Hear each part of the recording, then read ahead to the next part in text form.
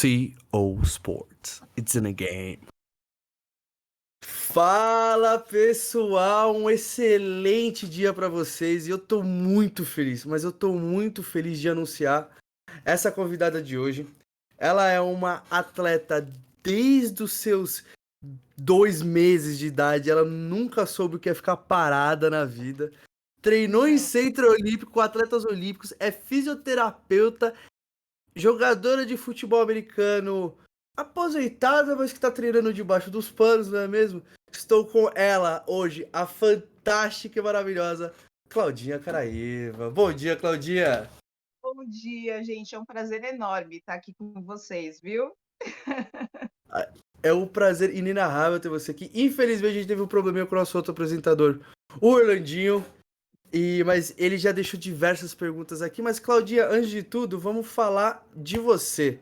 Você falou pra mim aqui nos bastidores que você já treinou até com atletas olímpicos. Você jogou futebol americano primeiro. O que aconteceu na carreira?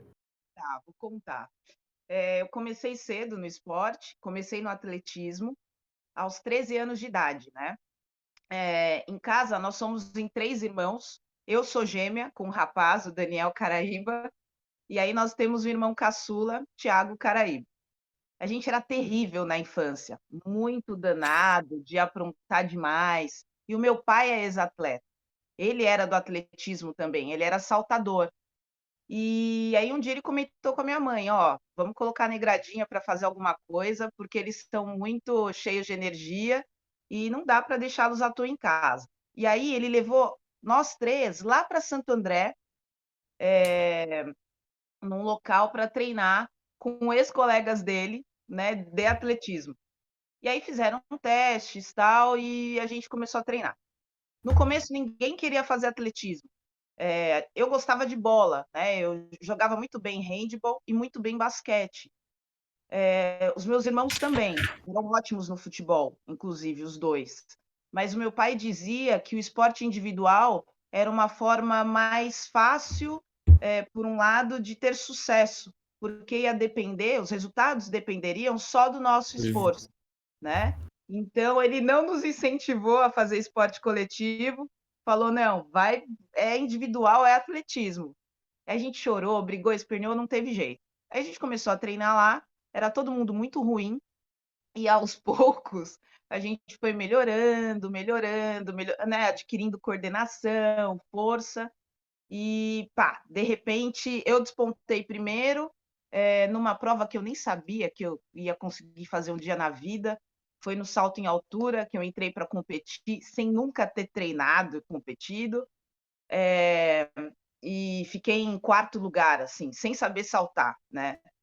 E aí as coisas foram começando, depois o Daniel, meu irmão gêmeo, despontou, saltou super bem no salto em distância, depois o caçula, que já tinha características, assim, de atleta nato, mostrou que, putz, tinha nascido para aquilo e começou a mandar super bem no salto em distância também. Aí surgiram 3 saltadores, com promessa, assim, de desempenho, né, talvez virar um atleta olímpico. E aí nos trouxeram para o ginásio do Ibirapuera, onde a gente começou a treinar com 2 treinadores olímpicos, né, um casal, o Nélio Moura e a Tânia Moura, que inclusive nessa Olimpíada agora ganharam medalha de prata no salto com Ah, é, é. E aí nós começamos a treinar com eles. E aí mudou tudo, né, aí a gente os 3, começaram a viver de esporte, e através disso, por nós termos um vínculo, né, com seleção paulista, brasileira, a gente eu adquiri uma bolsa de estudos na faculdade, na Universidade Paulista, e aí eu fiquei nessa vida de atleta e estudante.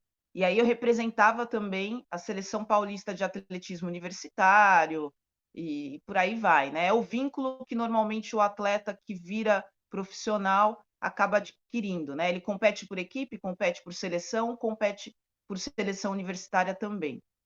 E eu fiquei assim até 2004, que foi um ano olímpico, que antes disso, assim, por causa do histórico de lesões, tal, a minha ficha foi caindo, que de repente eu poderia, não ser aquela atleta olímpica que eu imaginava, né?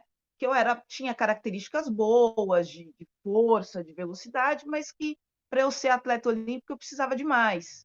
E que talvez eu não tivesse esse tempo. E aí, a partir desse ano, eu resolvi me dedicar para o lado intelectual mesmo, profissional, né? Tipo, vou continuar atleta, mas se não der mais jogo aqui, eu tenho uma segunda carta na manga, eu tenho uma outra opção. Eu posso ser uma boa profissional e trabalhar com esporte. Então, eu vou tocar esses dois projetos. E toquei. Final de 2004, não fiz índice olímpico, né? Eu já sabia que não teria chances, na verdade, e decidi parar com o atletismo e iniciar a carreira profissional como fisioterapeuta, já que era o meu ano de formação. E aí foi muito engraçado, porque eu parei de treinar numa quarta-feira, tipo, decidi, não sou mais atleta, vida nova. No sábado eu fui para a pista, tinha treino, meu treinador, Neilton Moura, nessa época, irmão do Nélio, todo mundo treinador olímpico. Negona, põe a lycra que tem salto hoje. Aí eu falei, então, você não sabe? Parei. E naquela época eu era atleta do São Paulo. E aí ele, pô, mas não, como assim? Eu falei, não, não, parei, vida nova, agora eu vou sair, eu vou pra festa, eu vou namorar, eu vou trabalhar. Daí ele deu risada, né? Ele falou, tá bom, tá revoltado. E aí, na segunda-feira, me chamaram para trabalhar de fisioterapeuta da equipe de atletismo da BMF. Maravilhoso. Aí eu falei, poxa, que fácil, né? Que legal, tá bom, tô dentro. E fui para lá. E aí eu toquei essa vida aí como físio, atendendo os meus amigos de treino, né? Só que eu já não treinava mais. Nessa fase eu fiquei uns 6 meses sem pisar na pista, porque o coração doía, então eu não queria entrar na pista, ver as raias, para não dar um ziriguidum de voltar a treinar, eu queria, sabe, seguir adiante. Aí passou 6 meses, eu fiquei mais confortável, né? Eu sou fisioterapeuta mesmo, estou mandando bem, e segui como físio. E não parei até hoje. Nossa, que história. E você falou que vocês começaram a treinar aos 13 anos. Vocês começaram a treinar aonde exatamente? Vamos lá. A iniciação no atletismo, iniciação, para ver se os negrinhos tinham talento. Foi em Guarulhos, na pista da Ponte Grande, com a treinadora de criancinha assim pequena, Irani. O estádio da Ponte Grande de Guarulhos mesmo, o amarelão gigante.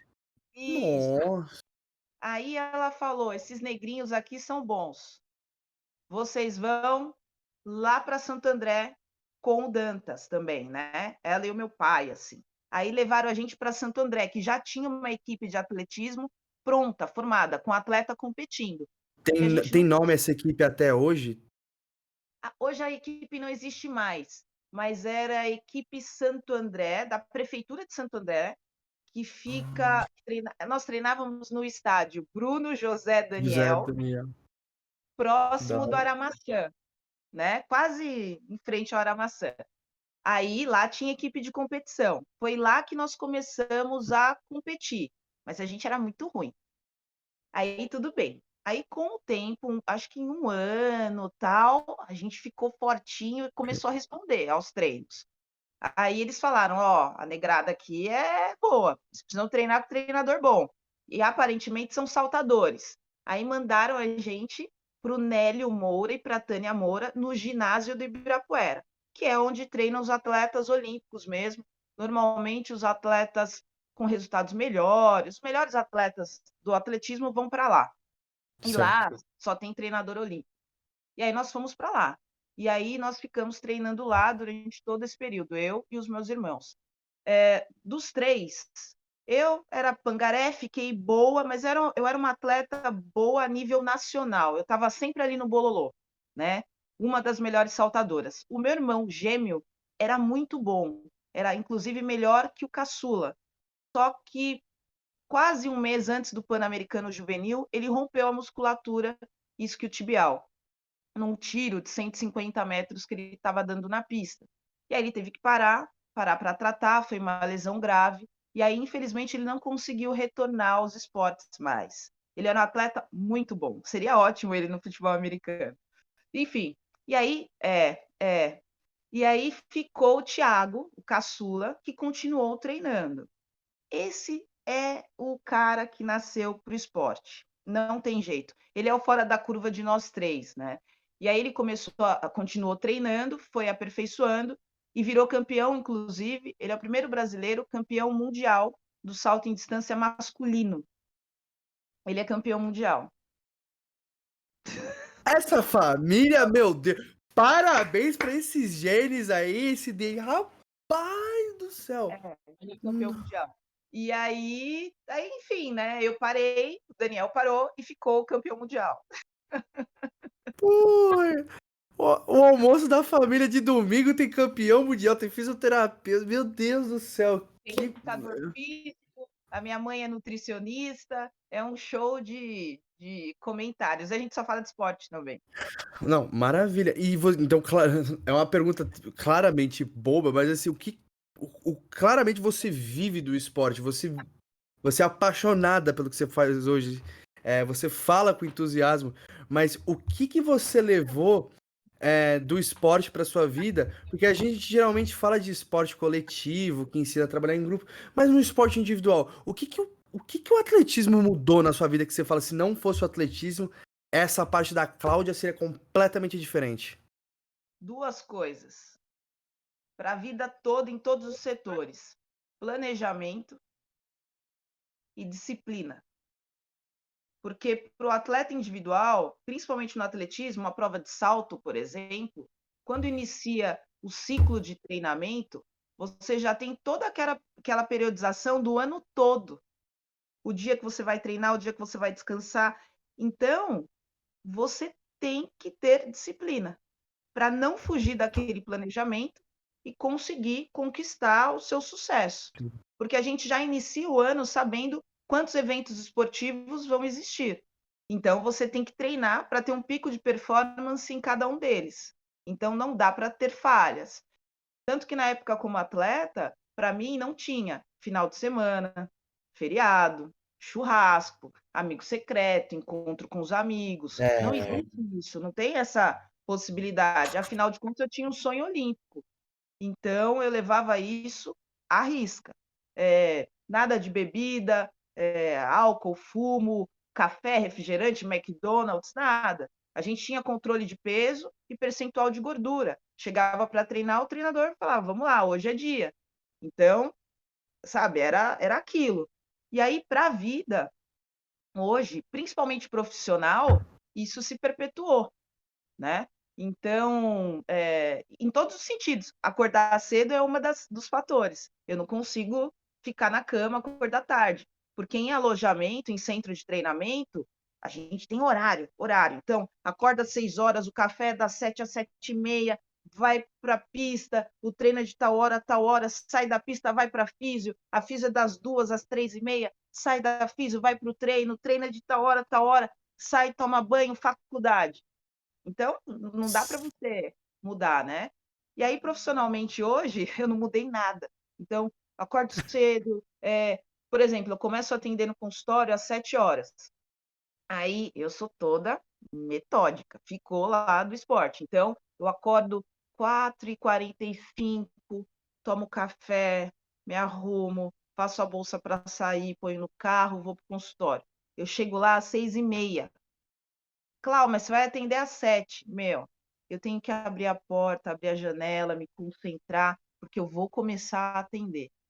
E aí os pacientes começam a chegar, chegam nos horários, eu já estou lá pronta. Você pode atrasar o tempo que for ou chegar antes. Eu estou pronta, estou esperando você chegar. Então, isso é do esporte. Eu não consigo, de jeito nenhum, chegar em cima da hora. Ai, cheguei. Não, não dá. E nada. Não consigo. Ficou. É um dos fatores das heranças aí do calendário esportivo. nossa, e aí eu te pergunto, como é que era a sua rotina na adolescência? E depois que você pegou esse ritmo de faculdade, que você já era uma atleta desenvolvida, você já tinha tudo organizadinho, por você e por outras pessoas, imagino seus técnicos. Só que quando você era, que nem você falou, quando a Negradia começou a treinar, você e seus irmãos, o que que era a sua rotina? Era escola, treino, escola, treino e só? Era uma loucura isso daí. porque primeiro a gente só andava em bando, né? Eu, o gêmeo e o caçula, eu, o Daniel e o Thiago. Então era uma coisa maluca. Os meus pais foram muito assim, eles queriam muito que a gente desse certo, porque dava dó. No começo, nós três, com os meus pais, morávamos em Guarulhos. Então a rotina era assim: eu e o Daniel e o Thiago, a gente estudava num colégio em Guarulhos. Nós entrávamos às 7 horas. Então meu pai pegava a gente, colocava no Fusquinha, levava a gente para a escola. A gente estudava das 7 ao meio-dia. Não, das 7 às 11. Saíamos do colégio assim, ó, pá, no pau, correndo. Voltávamos para casa, a minha mãe já estava pronta, esperando a gente com o almoço na mesa, prato pronto. Nós sentávamos, comíamos correndo, colocávamos o agasalho e entrávamos no carro com ela. E aí ela levava a gente, a minha mãe é nutricionista, ela dava aula na GV, no Ipiranga. Então nós íamos com ela de carro. Eu estudei. Eu também. Até a GV. Ela deixava a gente num ponto de ônibus e ia embora para a GV. Lá no Ipiranga, nós pegávamos um ônibus para Santo André. Os três, sozinhos. Piturruco. Mas os motoristas já conheciam a gente. Então, eles até esperavam a gente chegar no ponto. Eles adoravam a gente. Daí, a gente entrava no ônibus e ia embora para Santo André. A gente chegava em Santo André Nossa. 2h30.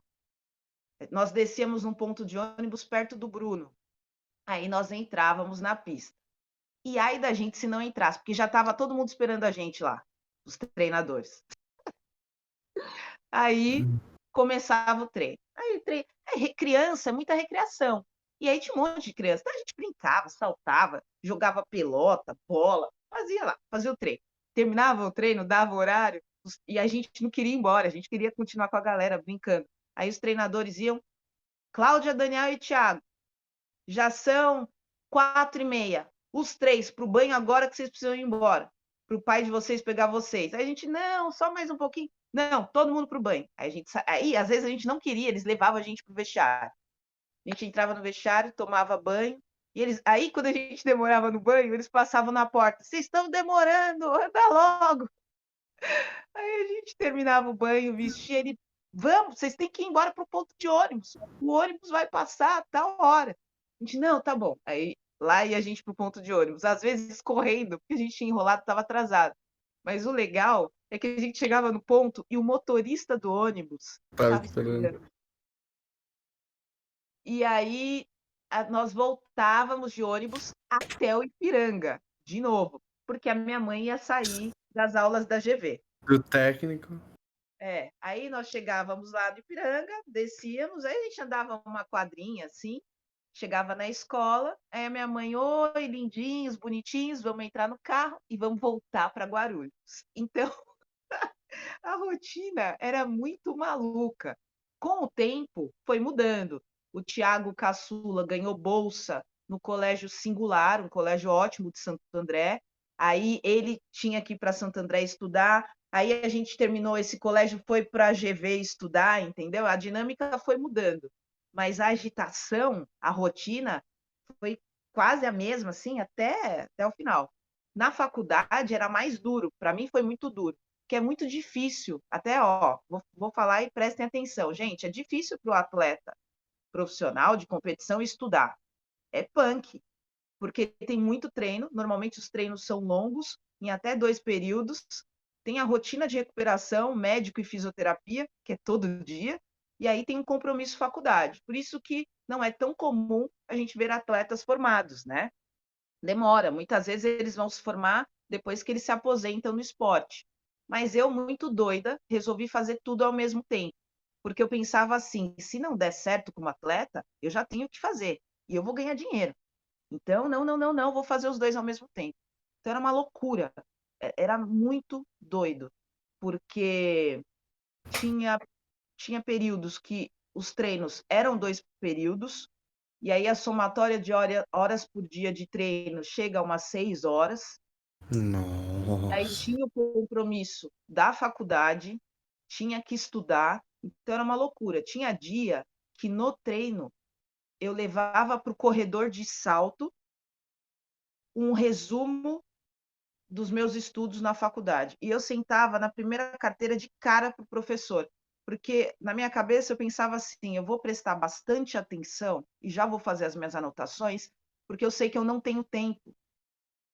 Então eu vou aproveitar esse meu tempo agora na sala de aula e hoje eu já vou fazer o meu estudo, porque eu não tenho tempo. Então eu sentava na cara, assim. Muitas vezes eu dormia, mas eu estava lá e estava dormindo ouvindo. Então, prestava atenção, fazia o resumo e ia para o treino. No treino, eu ia com o resumo na mão. E aí, entre um salto e outro, entre a pausa, intervalo de um salto e outro, eu li o resumo. Eu li o resumo. Tanto que os meus amigos, atletas, eles davam risada, falavam: Cláudia, você é muito louca. Meu, como você consegue? Porque eles já tinham aberto mão, tipo, não vou estudar, deixa passar esse ciclo de competição, eu vejo o que eu vou fazer. Mas eu ia levando.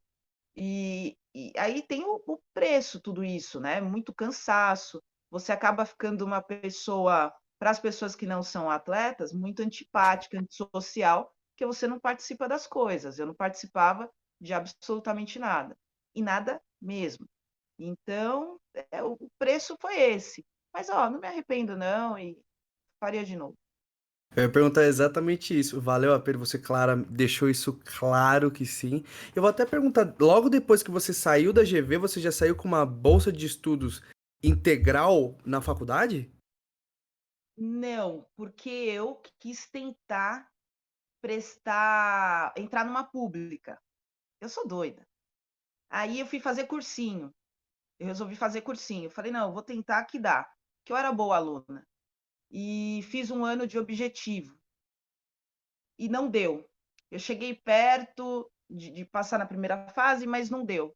Prestei VUNESP, prestei USP e não deu. Aí eu falei, tudo bem, não deu. Quase, mas não deu. Mas também não vou perder tempo. Então agora eu vou aceitar a bolsa. E aí a Tânia Moura, aquela treinadora olímpica, me indicou para ir na Universidade Paulista apresentar o meu currículo esportivo, para ver se, né, eles me contratariam, né, me cedendo a bolsa.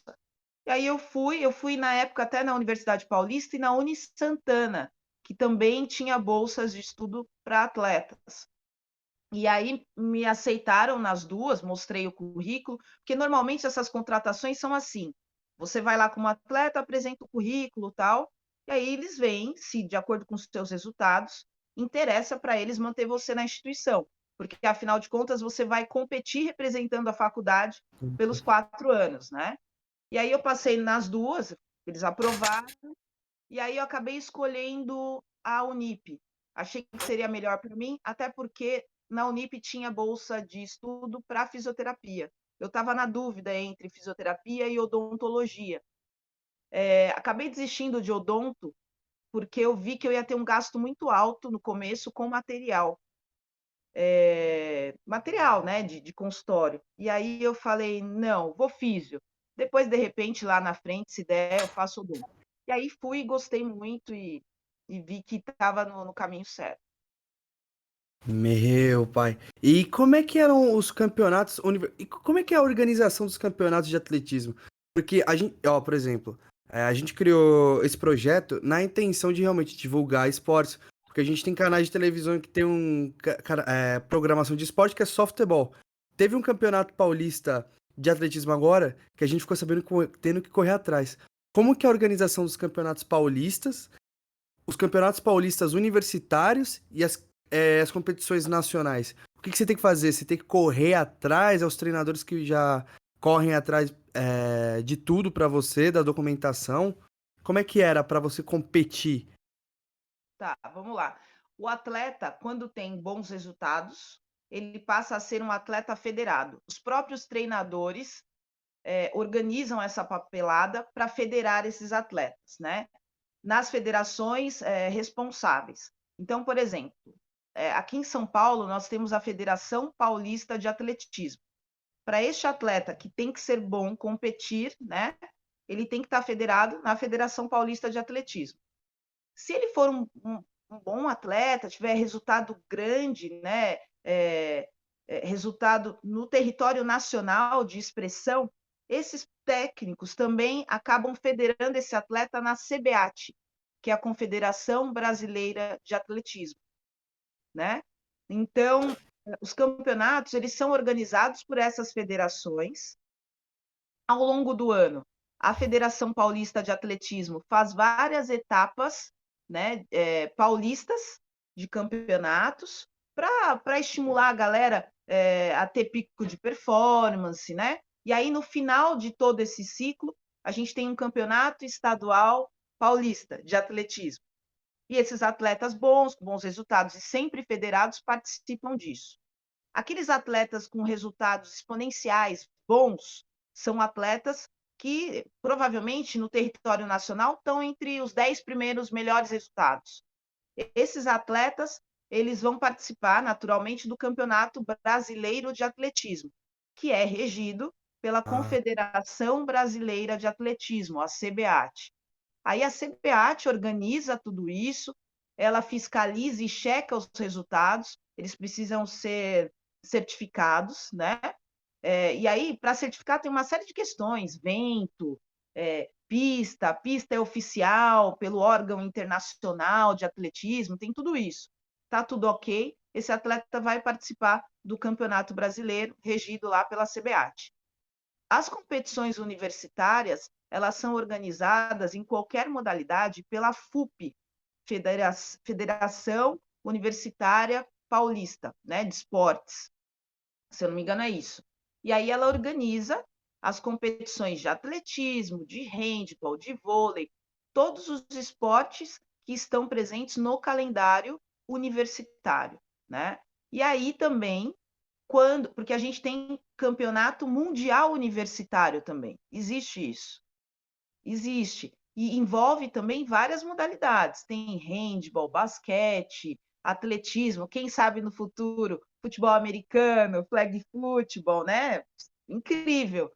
E aí também, como que funciona isso? Os melhores atletas, né, com resultado expressivo, em território nacional, são convocados, compondo uma seleção brasileira, e aí eles vão competir fora do país, o Campeonato Mundial Universitário. É e super organizado. nossa, é maravilhoso. Você me deu uma palestra sobre tudo. E hoje eu pergunto, você que é uma pessoa que já teve vivência no esporte, sabe muito de atletismo, você deve conhecer horrores. Você conseguiria ser uma técnica licenciada de uma maneira rápida ou é todo um processo que tem que fazer para você ser licenciado para treinar outros atletas? Não, para nós que fomos atletas durante muito tempo, isso não só para mim, outros atletas do atletismo, acaba sendo muito mais fácil, né?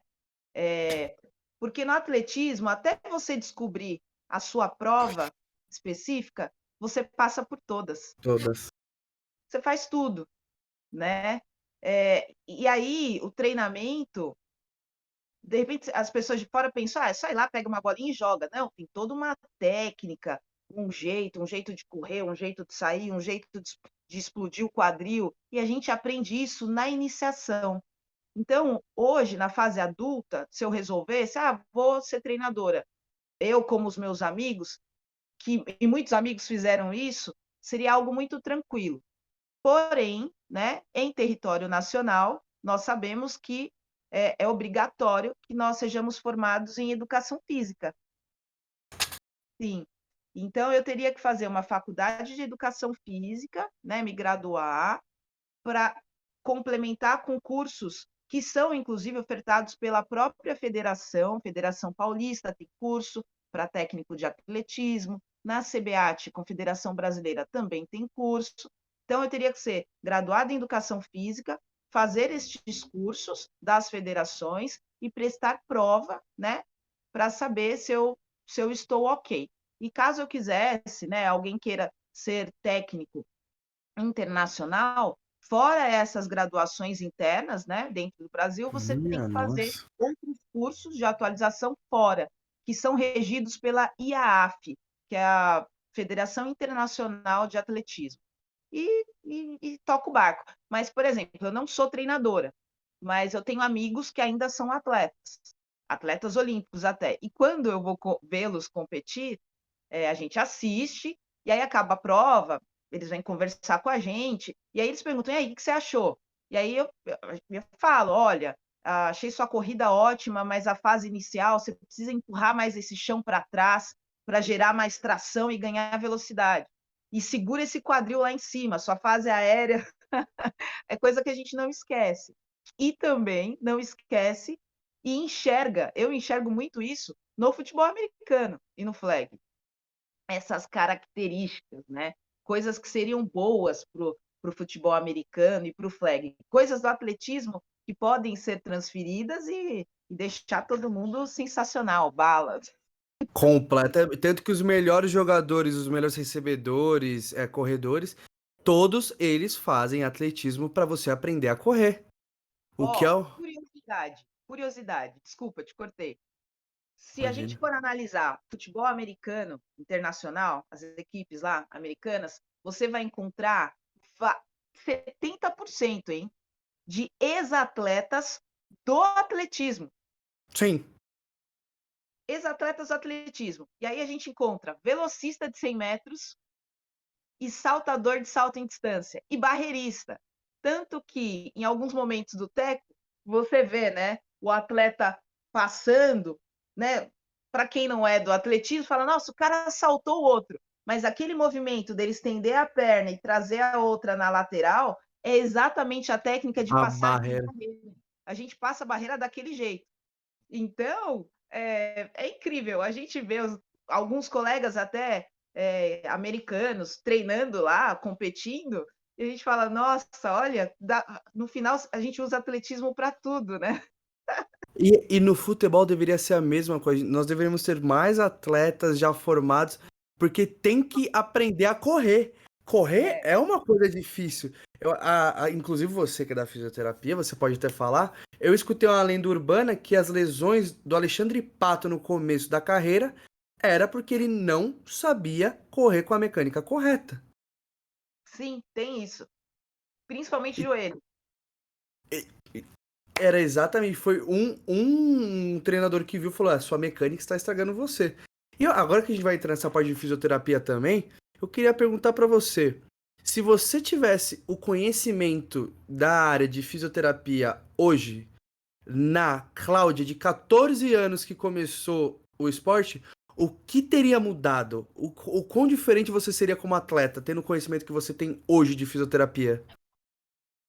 Eu, como treinadora, teria pego essa negrinha e falado assim: ó, você tem características boas, você é magrelona, perna comprida, é forte. Eu era muito forte, assim, bruta, forte. Só que o seu gestual de corrida não é bom, porque eu corria antes no atletismo, principalmente no início, sentada. Pode ser uma característica funcional daquele atleta, pode ser que a vida toda ele corra sentado, numa posição em que o quadril fica mais baixo. Então, como treinador, eu teria olhado isso com mais afinco. Ó, você é muito boa, mas você corre sentada. Vamos fazer uma coisa? Esquece competição esse ano.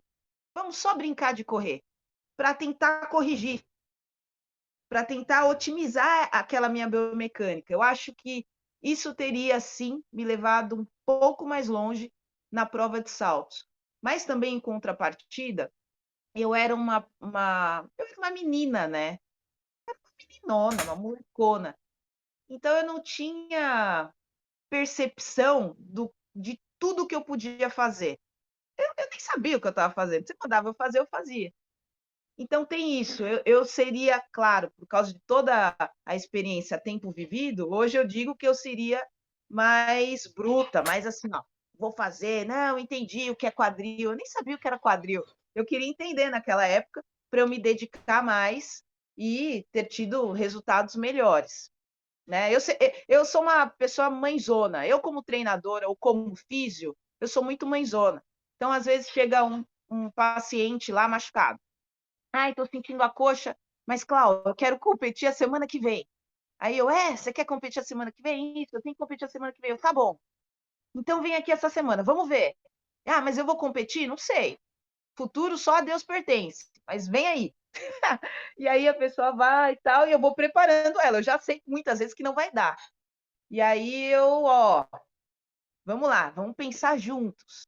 Você quer competir essa competição agora ou o brasileiro que está daqui a um mês? Não, o brasileiro para mim é o evento principal. Por que você vai gastar a ficha? Ai, Clau, mas será? Eu, lógico. Vamos cuidar dessa perna. Você vai voltar bala. Eu me comprometo com você. Nananana. Deixa eu ver. Ai, Aí Pia. a pessoa, não, tá bom. Então é isso, negócio. Então não vamos. Então tá bom. Então eu sou de insistir, não, vamos lá. E quando eu falo, vamos lá, não é um vamos lá, estou enrolando, é porque eu realmente acredito naquilo. Eu sei o que eu estou falando, e mais do que isso, eu sei o que você pode fazer. Então, vamos lá, vamos lá. É isso. Nossa, sensacional. E o que você vê que é o maior erro dos atletas que estão praticando diversos esportes? Eu não vou nem falar do que nosso meio, que a gente se conheceu, foi no futebol americano, mas no geral, o que você aprendeu na faculdade, na sua carreira, no seu tempo como atleta, que a gente está pecando demais hoje em dia? Nossa, pergunta difícil. Tudo. A galera não alonga. Pergunta difícil. Vamos lá. Ó, o atleta, eu acho, hoje, tá? Pensando em geral, ele perde o foco, eu acho. Eu É, e, espero. e, e muitas vezes, coitados, né? Isso acaba vindo por causa das frustrações. Então, vamos pensar no nosso cenário nacional. Somos esportistas amadores do futebol americano. Gostamos muito do que fazemos e nos dedicamos em treinos. A gente procura manter a nossa rotina alimentar mais adequada possível, né? A nossa vida de uma forma mais tranquila. Só que do outro lado da corda aí falta incentivo em alguns momentos. Então, você toma todos esses cuidados, se dedica a treino, é um bom atleta, e aí você não tem um campo adequado para treinar. Fica difícil manter o foco. Então, o que eu vejo em todos os esportes, todos, sem exceção, muitas pessoas talentosas, com um talento nato, voltado para aquele esporte que ele pratica. Talento nato. E ele tem força de vontade, ele tem um objetivo dentro daquele esporte. Ele quer aquilo. Só que falta estrutura. Faltar estrutura uma vez, né, uma situação inusitada, tudo bem, vamos lá. Esse campeonato foi na terra batida, lá no Brejo, não sei aonde, mas eu gosto muito disso, eu vou continuar. Tudo bem, foi uma vez. Aí na segunda, choveu e colocaram a gente para competir num lugar ao lado de um córrego ou num campo cheio de carrapato. Segunda vez. A terceira, às vezes ele já não está mais disposto e fala: não quero mais. E aí ele perdeu o foco. Às vezes ele perde o foco e até continua, ou às vezes ele para. Então, infelizmente, para nós, cenário nacional, todas as modalidades, isso é uma rotina esportiva aí, no ambiente esportivo. Constantemente eu encontro com pacientes, atletas de várias modalidades, que eu já atendi, com amigos, atletas, ex-atletas. E aí, como é que você está? Tal, Clau, parei. Poxa vida, você parou, mas por quê? Cansei. Não tenho incentivo, não tenho nem infraestrutura para isso, para aquilo. Chega. Isso é triste. É triste. Até porque fora daqui o cenário é outro. Eu já viajei, eu sei como que é. É outra coisa. Tem tudo. A começar pelas escolas. Você vai numa escola Incomparável. primária, você vai para uma escola primária, uma escola de bairro, tem pista de atletismo na escola de bairro, tem uma piscina olímpica, tá? Na escola, né? Medida oficial, ela pode não ter 8, 9 raias, mas tem lá 4 raias, medida oficial. Tem, a gente chama de sala de halteres, né? Mas sala de musculação equipada. Aí aqui também a gente tem uma outra visão. Sala de musculação tem que ser um ambiente que tem vários equipamentos, né? De musculação, prontinho. Lá fora não é isso. Barra. É uma quadra e barra. É tudo livre. Então, anilha, barra, nada de hack, de agachamento. É isso, é um ambiente livre. Que funciona melhor para treinamento também. A gente precisa aprender a parar em pé, né? Você entrando embaixo do rack é um tipo de exercício, claro, tem a sua validade, mas para a formação estrutural de um atleta acaba não sendo a melhor opção. Então lá é tudo livre, não tem nada de academia bonitinha, tal. É bem um campão e tem tudo lá dentro, né? É uma outra infraestrutura, mesmo para os esportes amadores. Então, eu acho que isso é o que eu mais vejo acontecer. Mas essa aí eu vou dizer que é a parte, no caso, vamos falar, da cabeça do atleta. Eu vi que você deu uma descrição completa que, querendo ou não, a gente acaba perdendo o foco mesmo. Quando a gente acaba se ferrando demais pra uma coisa que a gente gosta, a gente larga a mão. Mas na parte física, tem alguma coisa que os atletas de hoje estão pecando demais? Eu consigo imaginar que seria a falta de cuidados com o próprio corpo, às vezes. Mas o que que você tá vendo que tá se repetindo nos atletas, tanto os mais velhos quanto os mais novos? Vamos lá, deixa eu pensar. São perguntas ótimas, hein? Hein? Tipo prova da USP. Descreva, vai a redação completa. Que pensando em físico, tá? Vamos lá. Vou falar mesmo, tá? Como físio, pelo que acontece lá em ambulatório. Condicionamento físico. O que acontece? Todo mundo acha que sabe fazer treino. Principalmente quem já foi atleta ou é atleta. Então, eu vou, não, esse ano eu entrei de novo no calendário, vamos falar do FA. Vou competir, já começa agora, daqui 18 dias, inicia-se o ciclo, não sei o quê, nananã. Ah, que legal. Como que vai ser o seu condicionamento físico? Condicionamento, né? Sua preparação do seu organismo, do corpo, para você retomar a esses treinos de futebol americano ou de flag football. Ah, eu vou na academia umas 2 vezes por semana, começar devagarzinho, tranquilão, tal. Ah, tá, legal.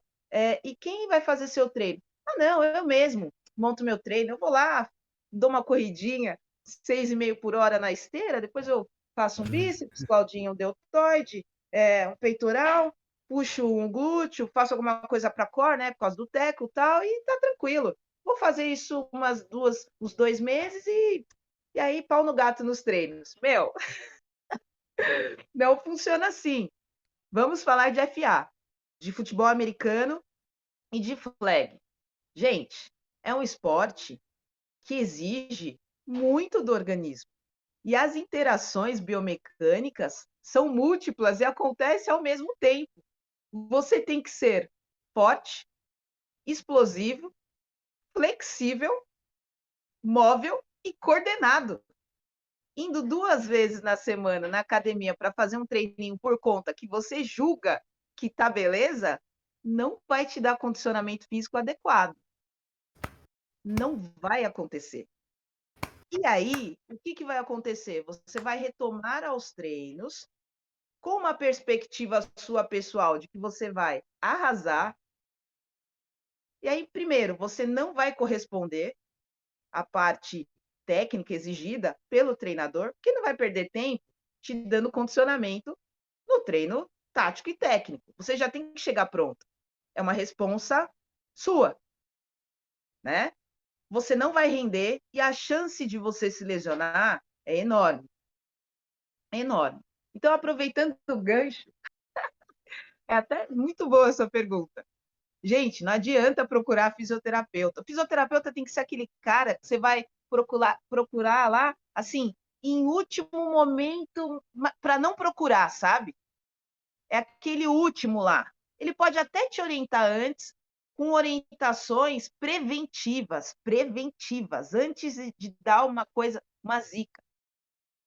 Em que você tem que investir antes, né? Em condicionamento físico, com treinador, com educador físico. É isso. Se prepare, se condicione para retornar aos treinos de futebol americano e flag football, para gastar menos dinheiro, não perder tempo e não precisar nunca, em momento nenhum, de uma fisioterapia de reabilitação. É verdade. Fora daqui, não tem como não falar. As modalidades fora, se a gente for observar, você assiste um campeonato, você não vê o fisioterapeuta no campo. É difícil. Você não vê. Porque os atletas fazem fisioterapia preventiva. É muito difícil, é raro, ter um atleta afastado em tratamento fisioterapêutico fora do ambiente de treino, numa clínica, num consultório. Lá fora, porque normalmente o fisioterapeuta ele participa do treinamento, de todas as fases. Então, enquanto os atletas estão lá aquecendo, o fisioterapeuta está na linha, olhando, e aí você volta na pausa, ele ainda te dá um pitaco, ó, tá correndo com o quadril baixo, cara. Não, melhora aí essa pisada. Antepé, pisa com antepé para projetar melhor esse quadril e segurar o centro de gravidade. Vamos lá. O fisioterapeuta ele está auxiliando os educadores físicos em caráter preventivo. E está lá. Isso é todo dia. Todo dia. Né? Então, os atletas vão muito pouco para o ambulatório. Tudo bem, aqui a gente não tem toda essa infraestrutura, toda essa questão. E é mais difícil para a gente. E é mesmo. Então, vamos investir aonde? Em condicionamento físico. Paga lá um educador físico, paga um personal, um cara bom, paga para ele sentar com você, organizar, saber qual a sua posição, quais, sabe? Montar um treino para você. Até porque funciona para você, não funciona para o Zezinho, o amigo do lado, né? Treino não é receita de bolo. Não é receita de bolo. Fisioterapia também não é receita de bolo, tá? Então, o que pega é isso, condicionamento físico. Ó. Ó. Perguntei que eu gosto assim, quando a pergunta vai, desemboca. E você até falou que também a fisioterapia, a gente já tem uma noção que não é receita de bolo, só que tem um tópico que o Orlando e eu, a gente estava falando essa semana, que claramente vieram as Olimpíadas, agora tá chegando as Olimpíadas parte 2, e ele até ficou curioso, ele tava louco para te perguntar o seguinte, se o tratamento de uma fisioterapia de reabilitação de um atleta paralímpico é muito diferente de um atleta olímpico. Ou se tem uma grande diferença na preparação dos dois. Claramente, eu acho que a modalidade vai influenciar muito, porém, se tem que ter um cuidado especial na hora da preparação do atleta olímpico e tem que ter um outro cuidado especial com o atleta paralímpico. Sim, a base da fisioterapia ortopédica e traumatológica desportiva para esses atletas, tanto olímpicos quanto do para, ela é a mesma. O que Certo. muda é o manejo desses atletas. Então, um exemplo, eu tenho uma atleta que ela é paraplégica e ela é uma paciente, ela é do arco e flecha. Então, ela é uma graça, a Ceci, maravilhosa. Ela é do arco e flecha. Então, ela vai no consultório e fala, Clau, tô com dor nas costas, solta aí. Aí, se eu tenho um colega junto, fala, meu, ela é cadeirante, nossa senhora, dor nas costas. Clau, você vai soltar? Uai, claro. Ela está usando a musculatura, tal, tratamento normal. Meu Deus, eu tenho medo, não vou nem tirar ela da cadeira, né? Que é isso que o pessoal fica meio que na dúvida.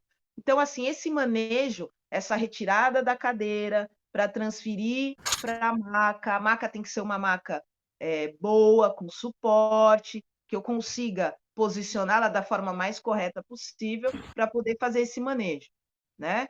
Então, tem isso. Em relação a equipamentos, por exemplo, para fortalecimento, não tem como eu entrar com o exemplo da Ceci, cadeirante num rack de agachamento. Você fala, ela não vai usar a perna. Bom, beleza. mas tem outros exercícios que eu poderia fazer no hack. Então, não dá, ela não vai ter sustentação. Então, aí, no meu caso, eu tenho um outro equipamento de fortalecimento, que eu entro com a cadeira e travo a cadeira numa plataforma de força. E aí, com ela, sentada na cadeira dela e fixada na minha plataforma de força, eu projeto uma barra, né, no suporte, acima da cadeira dela, na posição do hack de agachamento. E ela faz os mesmos exercícios. Então, o que muda para nós é o manejo, né? O princípio é o mesmo, mas eu tenho que ter condições de manejo. Então, um equipamento que, que eu possa adequá-lo a esses atletas, né, com esses perfis, e eu ter um conhecimento de manejo, né? Como retirar, como posicionar, enfim. Mas a base é a mesma, e é uma delícia, eles são muito bem-humorados. Muitas vezes a gente fica com medo de falar qualquer coisa a respeito, né? Então, nossa, o meu amigo lá, meu conhecido, ele não tem o antebraço. Poxa vida, né? Aí você fala antebraço, tal. Eles têm uma outra postura. A gente é muito cheio de dedos, tal. Eles entre eles, principalmente, eles falam, um exemplo, um atleta falou, nossa, eu conheci uma atleta na competição super gata, tal. Eu, nossa, que legal. E aí, vai rolar namoro? Ai, vai, ela é muito linda. Ela tem um cotoco. Daí eu olhei e falei, cotoco? Que cotoco? Ele, ela não tem um braço. Eu, meu, e você fala assim, ela não tem um cotoco? Ele, ué, mas ela não tem um cotoco, eu também não. Né? Então, assim, são pessoas normais, muito moradas, assim, e não tem essa coisa. É legal, por um lado, para as pessoas terem respeito, né? Mas são pessoas normais, bem-humoradas. Não, maravilha. E você falou disso agora também, que foi o seguinte, que aqui a gente tá com a cultura ainda de que fisioterapia, vamos dizer, é o seguro do seu carro. Você só vai acionar depois que você capotou o carro. Só que a gente sabe que tem um método de fisioterapia que é a preventiva, de manutenção mesmo, vamos dizer. E o que que precisa, tanto nesses clubes grandes, para mudar essa cultura de fisioterapeuta? Todo clube tinha que ter um fisioterapeuta acompanhando os educadores físicos desde sempre. O que que você acha que tinha que mudar nesse aspecto, Claudinha? Primeiro, tem que mudar, Tem né? que, Tem tem que que. mudar.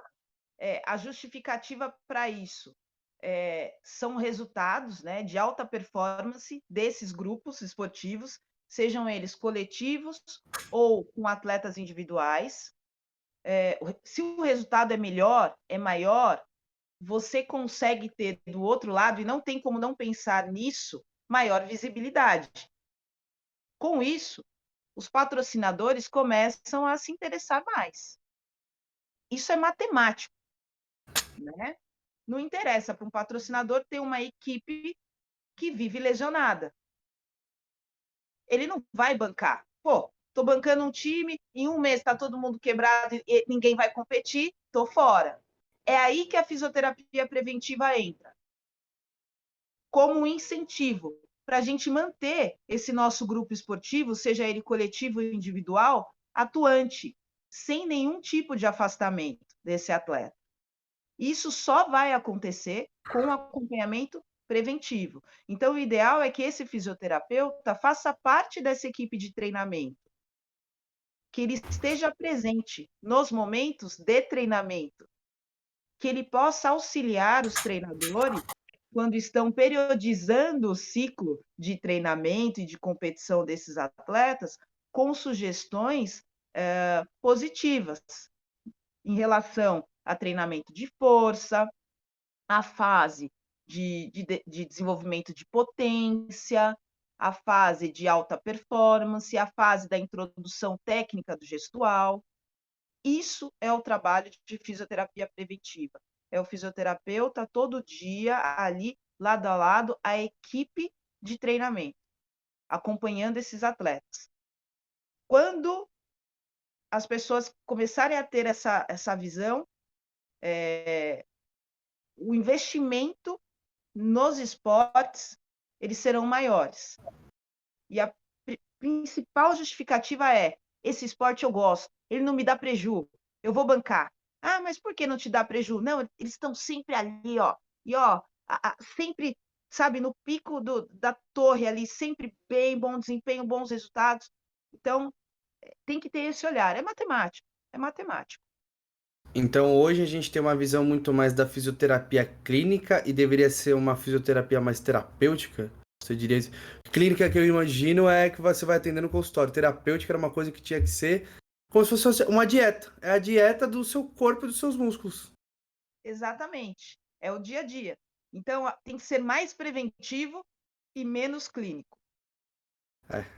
Você não tem que. Você tem que sempre preparar o seu corpo para estar sempre no mais alto nível, sempre. É básico. Só que tem alguns esportes que, por exemplo, tem uma lesão, tem lesões bem específicas. Eu vou falar mais uma vez futebol americano.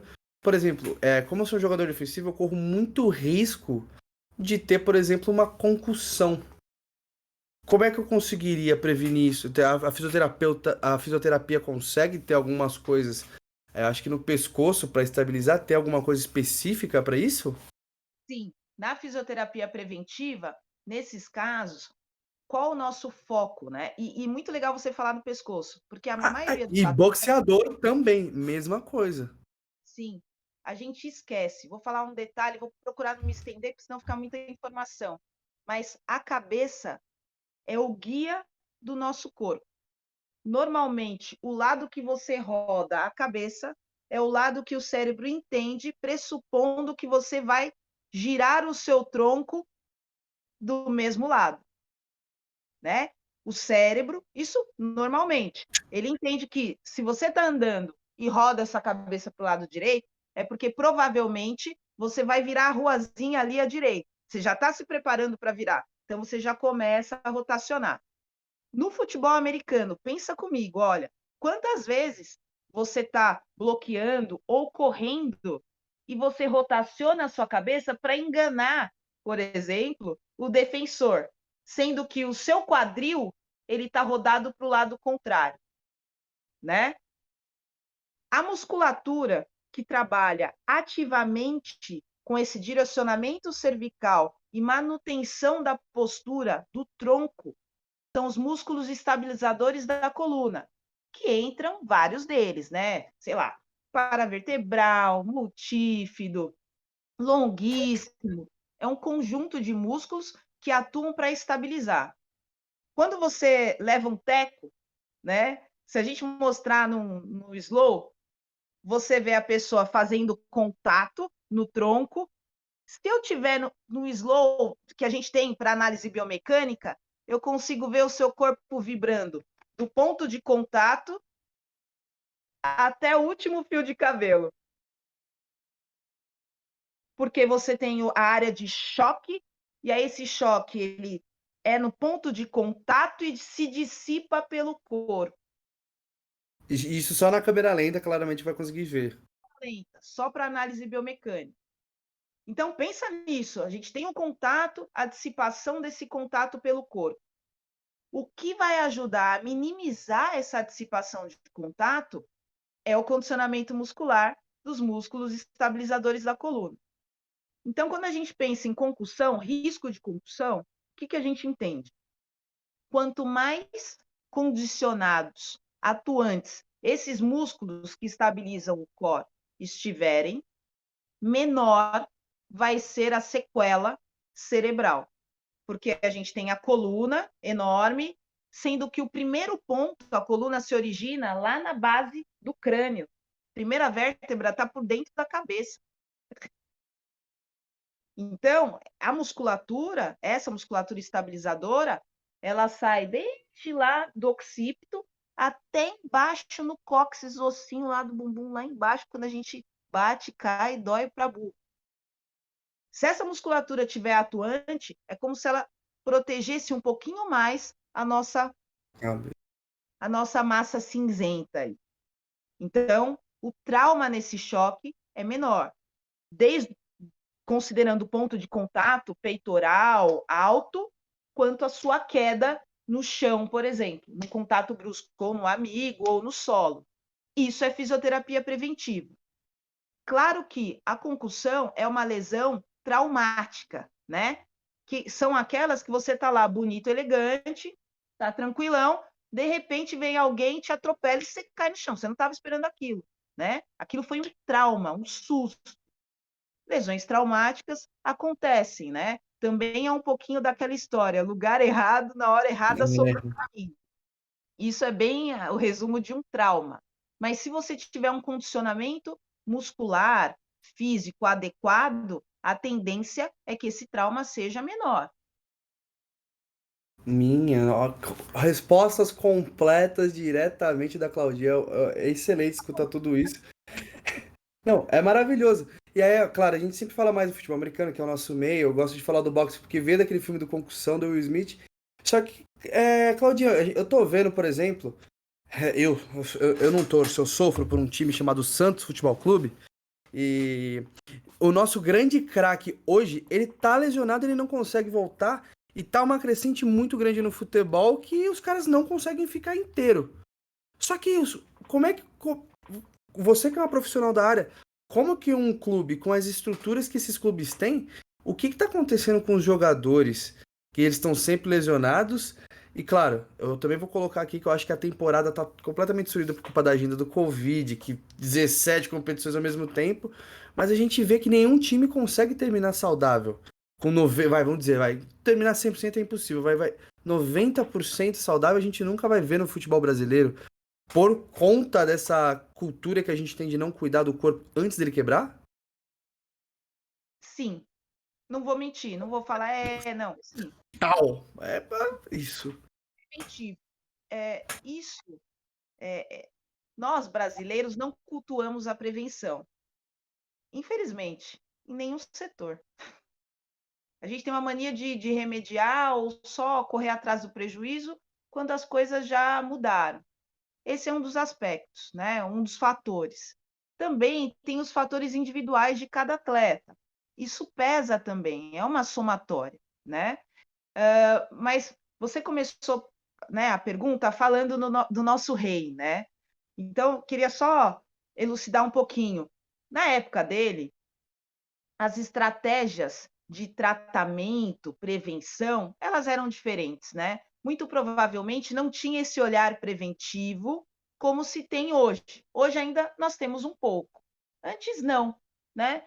Então, a história dele começou a jogar no bairro, não sei o que, começou a treinar, era bom, talentoso, treinava sozinho e ele foi seguindo, tocando a vida, né? E aí, infelizmente, hoje, realmente ele tem um caso grave, né, de lesão no quadril, operou, fez fisioterapia, inclusive com a filha dele, que é a Flávia, uma amiga pessoal, e enfim, né?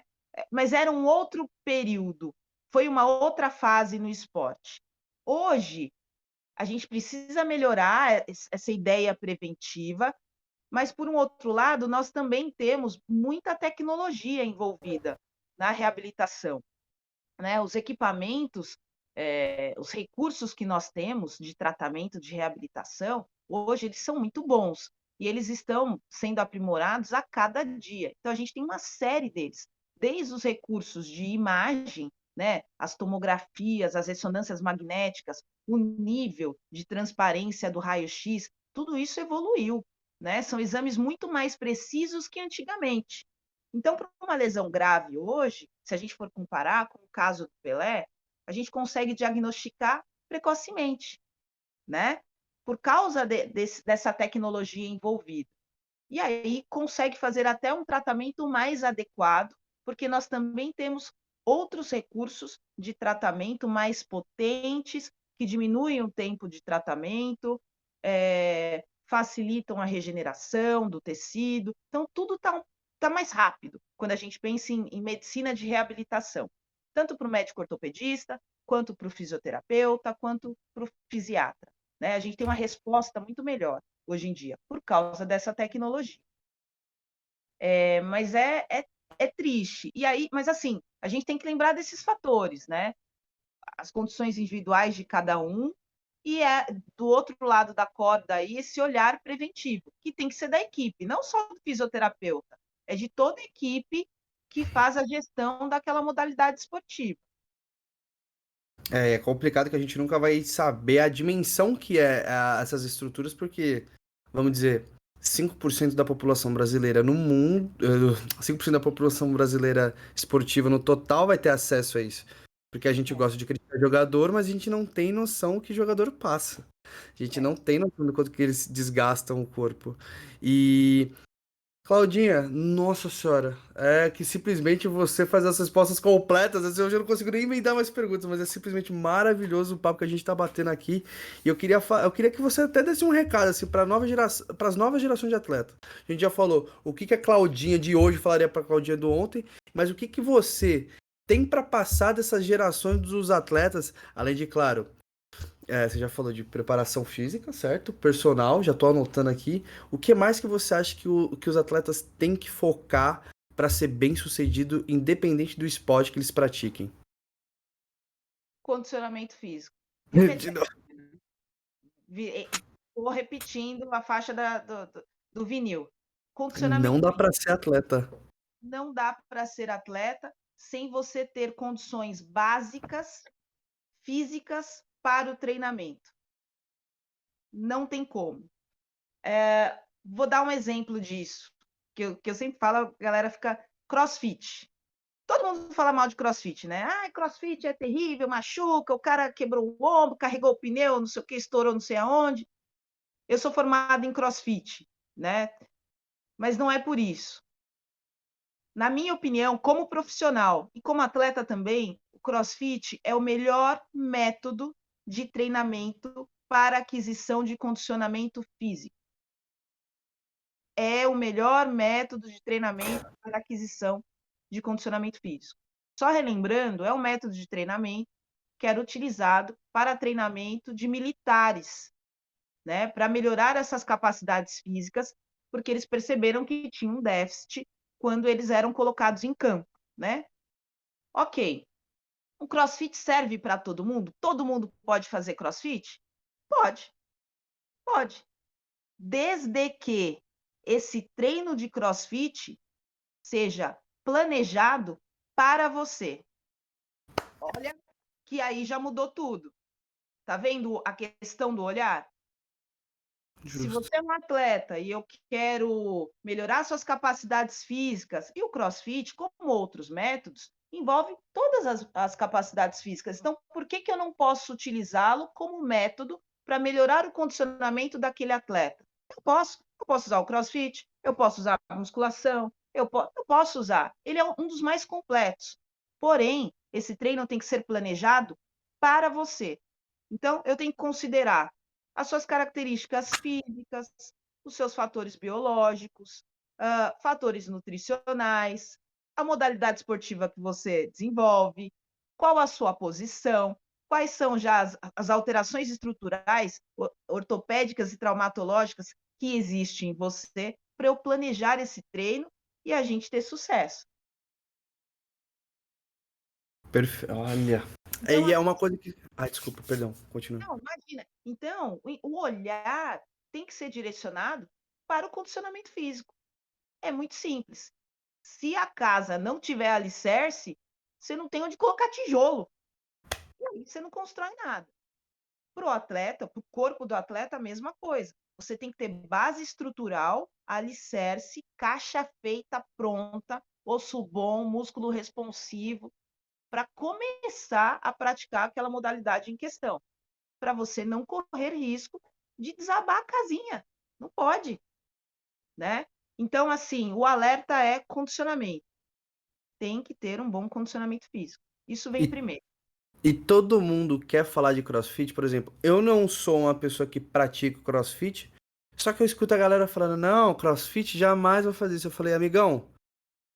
Não tem nada pior pro seu condicionamento do que você não fazer nada. Então, faça CrossFit. Eu não sou um praticante, mas eu adoro. Eu vejo a galera que começou sem vontade, não sei o quê, e hoje tá simplesmente viciada. E eu adoro ver isso, que a prática do esporte é uma coisa que é completamente necessária. E o CrossFit é um esporte completo. Cansa, mas é completíssimo. Então, por que não? E agora, Claudia, a pergunta de 1 milhão. Qual foi a melhor coisa que aconteceu na sua vida por culpa do esporte? Pode ser ter conhecido uma paixão, ter conhecido o país inteiro. Ah, é verdade. Ah, quais foram os lugares que você viajou que foram completamente interessantes por conta do esporte? Essa é. Ó, Vou resumir, tá? Tudo numa coisa só. Eu, vontade. eu sou o próprio fruto do esporte, em todos os sentidos. Não só questão de viagem, não é isso, mas eu vou fazer um resumão assim, de linha, né? É, comecei atleta. Por causa do atleta, eu ganhei uma bolsa. Por ser atleta, eu ganhei uma bolsa na faculdade. Tive a oportunidade de estudar, coisa que provavelmente eu não teria tão, né, facilmente se eu não tivesse sido atleta. Consegui estudar e me formar porque fui atleta. Paralelamente a isso, em 97, eu fui descoberta por ser atleta e virei modelo publicitária por ser atleta.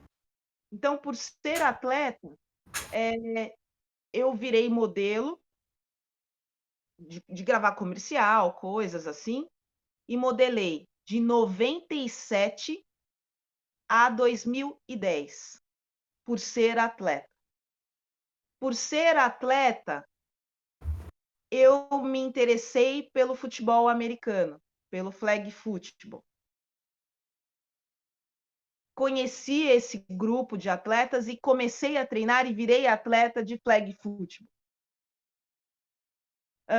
Por ser atleta e ter virado modelo, eu conheci o meu esposo numa gravação de comercial e namoramos e nos casamos. Então você percebe, na verdade, qualquer linha que eu fale aí da minha vida, sempre o esporte está envolvido, né? Viagem acabou sendo uma consequência, né, desses deslocamentos, né? Mas, por exemplo, é muito louco. Eu viajei para gravar um comercial como atleta, sendo que fui descoberta porque era atleta e virei modelo porque era atleta. Então, assim, sempre tudo em torno do esporte. Então, o que eu tenho para dizer é que eu ainda sou esporte. E o esporte te deu a vida completa.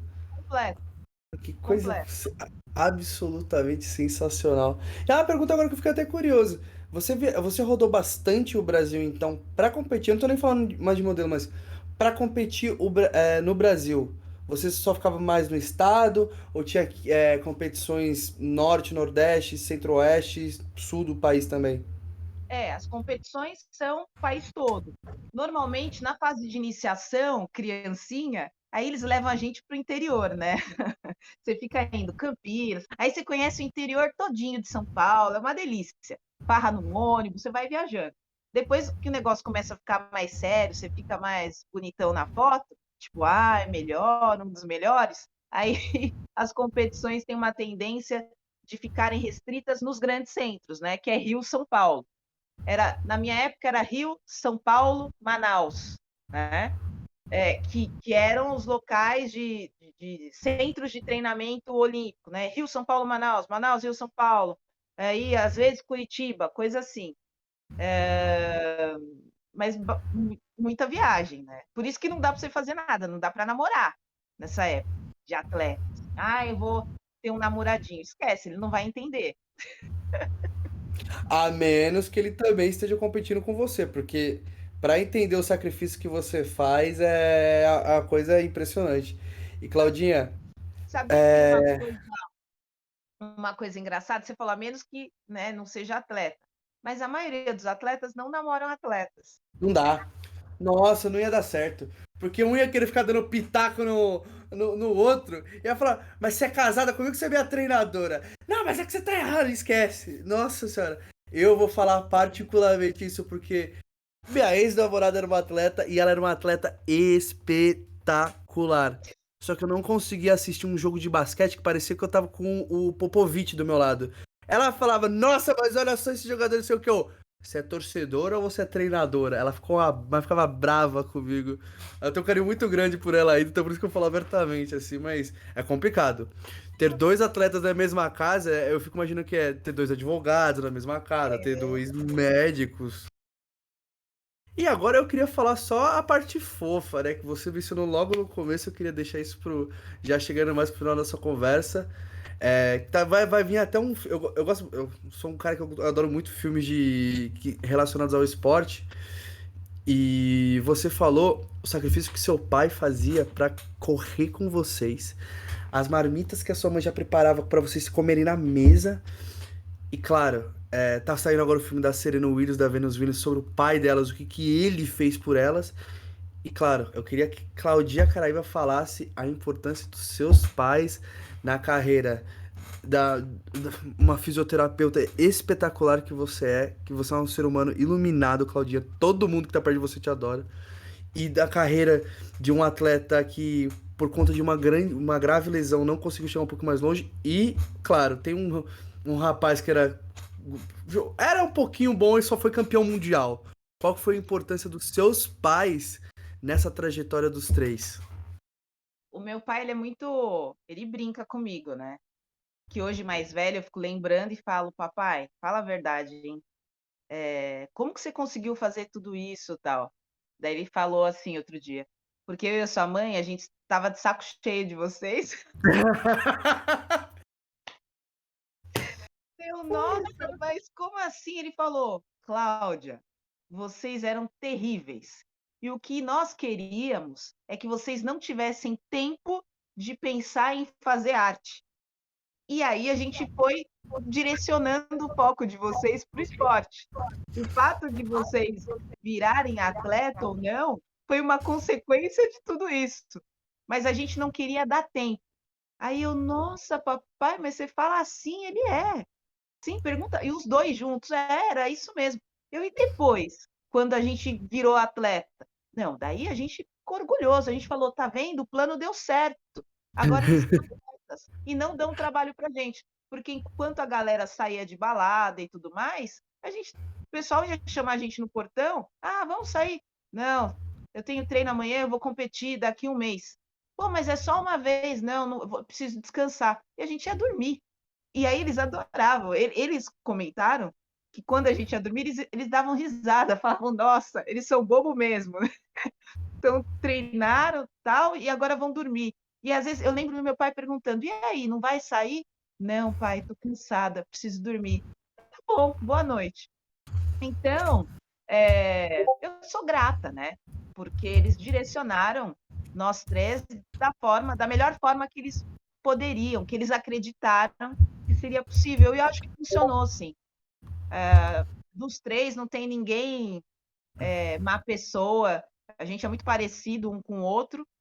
Os três envolvidos com o esporte também. O Thiago é educador físico, o Daniel trabalha com eletrônica, mas ele acompanha muito o esporte e está direcionando a área de eletrônica também para a área da saúde esportiva, clínica ambulatorial. Então, no final, nós cinco, assim, muito envolvidos, tá dentro da gente.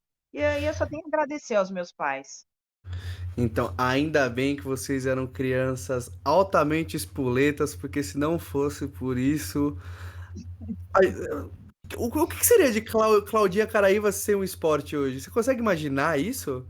É que é uma essência sua, né? Não tem como imaginar isso.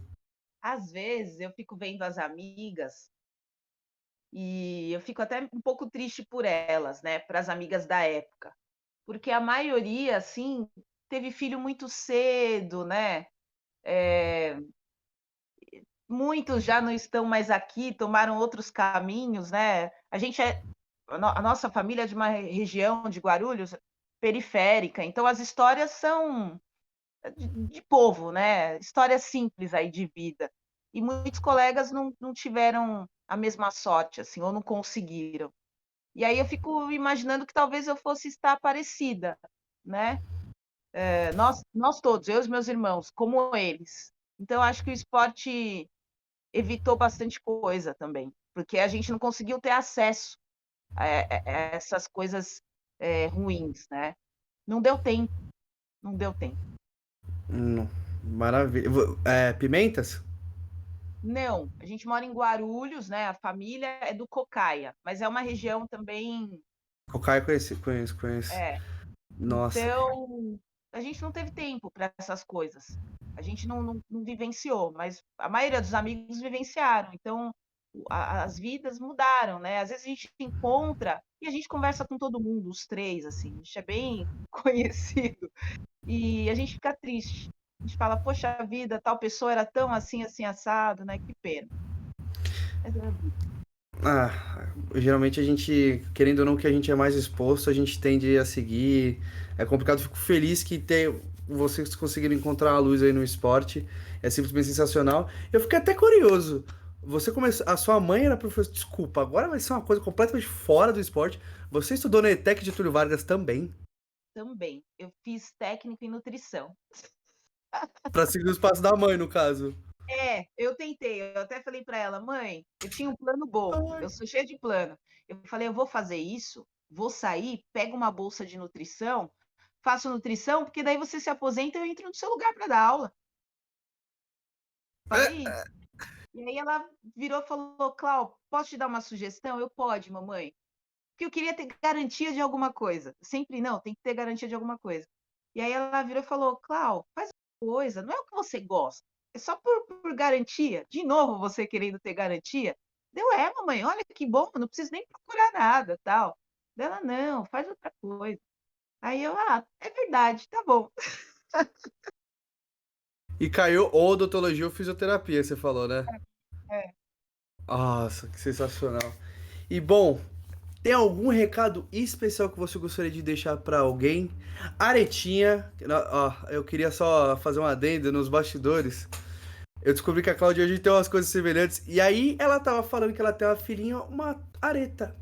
Aí eu olhei pra Cláudia com esse sorriso, com essa beleza, eu falei: tem alguma coisa a ver com alguma cantora? Da onde vem o nome dessa sua filha que eu nem conheço e já adorei ela? Aretha Franklin. Nós gostamos muito dela e eu dei a sorte de casar com um rapaz bonito, elegante, lindo de morrer, que também gostava da Aretha. Aí deu tudo certo, ainda toca piano, teclado. Que Aí a isso? você acha? Você acha? Aí deu certo, nasceu a Aretha. Já foi calculado isso, não é possível. Calculado, porque desde solteira eu brincava com a minha mãe: "Não, quando eu vou casar ainda um dia, vou ter uma filha e vai ser a Aretha". Aí minha mãe: "Mas quem disse que o pai vai querer chamar ela?" Garantia. Mamãe, eu não sei, eu só sei que eu vou ter a Aretha". Tal, fiquei grávida, nã-nã-nã. E aí, Cláudia, menino ou menino? Não fizemos o teste ainda, mas é menina, eu sei que é a Areta. E ficou nessa, tal. Fui fazer o exame para saber o sexo, não deu para ver, e todo mundo preocupado. Eu: "Gente, relaxa, é a Areta, eu já falei que é a Areta". Aí um dia, o médico tentou, tentou, não deu, na hora de ir embora ele: "Não, vem cá, vou tentar de novo". Olhou, falou: "É menina". Eu: falei, é a Areta. Areta, Cal- Areta. Calculado desde o primeiro dia. E É, daí Claudinha, brinquei com o Du, aí ele: "Não, tá bom, Areta". não tinha discussão, não tinha. Não. E agora, você hoje, momento merchan, você está atendendo aonde? Em clínicas? Como é que é o seu serviço, Claudinha? Tá, eu tenho um consultório que fica na Barra Funda, numa travessa da Avenida Pacaembu, que é um consultório de fisioterapia, onde eu faço os atendimentos, né, eles são agendados, podem ser agendados no site, www.claudiacaraíba.com. Então o atleta vai lá, escolhe o dia, o horário, a agenda, sendo que esses agendamentos são individuais, né. Então, é o atleta sozinho, comigo já estou lá prontinha esperando para a gente fazer exame, fechar diagnóstico clínico e prescrever, fazer o tratamento. Tem atendimento a domicílio também? Também para casos graves, né, principalmente pós-operatório. Nossa, então, quer deixar o telefone de contato? Não sei. Você já deixou o site, aí é com você. Eu já deixei o site maravilhoso, é só entrar lá, você tem acesso a tudo e consegue fazer agendamento. Perfeito. Então, Claudinha, agora eu seria obrigado a ir para o treino do time logo menos, mas eu gostaria de agradecer imensamente a sua participação. Você iluminou meu dia com esse papo, você é uma pessoa sensacional e queria agradecer mais uma vez a sua participação aqui, porque acho que agregou muito e falar dessa mudança de cultura que a gente tem que ter de uma pessoa que vive dentro da área é simplesmente um insight maravilhoso. Alguma consideração final que você quer fazer aqui, Claudinha? Tenho a agradecer, você é uma graça, adorei bater esse papo, falo mais que o homem da cobra, mas Mal de Cláudio, não tem jeito, sou igual. Cláudia, né? Cláudios, então é isso. É, perfeito. Então, gente, tivemos aqui hoje a participação dessa pessoa espetacular, Cláudia Caraíva, que por um segundo não foi uma dentista, ela decidiu seguir o rumo do esporte, até mesmo na profissão. E ela é uma pessoa espetacular. Acesse o site dela caso vocês estejam precisando de um profissional competente nessa área, claudiacaraíba.com. E fiquem atentos a mais podcasts que vamos ter. Vamos tentar trazer um campeão mundial que a Claudia conhece, não é mesmo? Já estamos aqui, agora a rede de contato está começando. Então fiquem atentos aqui no CO Sports, o podcast de todos os esportes. Até mais, pessoal. Um abraço. Beijo, Claudinha! Beijo!